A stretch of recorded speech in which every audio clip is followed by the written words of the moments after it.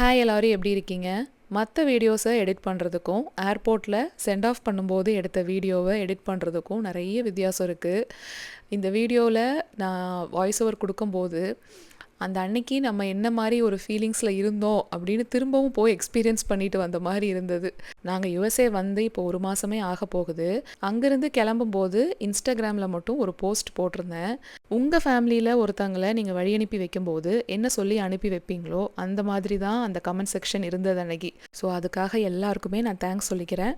Public எக்ஸாமுக்கெல்லாம் போகும்போது ஒரு feel இருக்கும் பாருங்கள் வயிற்றுக்குள்ளே, அந்த மாதிரியான ஒரு ஃபீல் தான் அந்த ஏர்போர்ட்டில் நிற்கிற ஒவ்வொரு நிமிஷமும் இருக்கும்.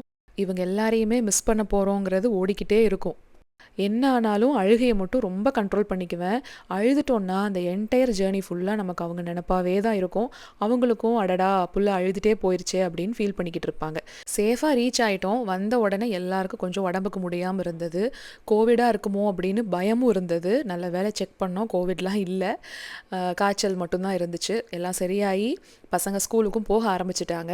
2 மாதம் நல்லா ஜாலியாக சுற்றிட்டு இங்கே வந்த உடனே ரொட்டீனுக்கு வர்றது தான் கொஞ்சம் கஷ்டமாக இருந்தது. பெண்டிங் இருக்கிற இந்தியன் vlogsஐயுமே நான் கண்டிப்பாக போஸ்ட் பண்ணுறேன். நாளைக்கு ஒரு ஷார்ட்ஸில் பார்க்கலாங்களா?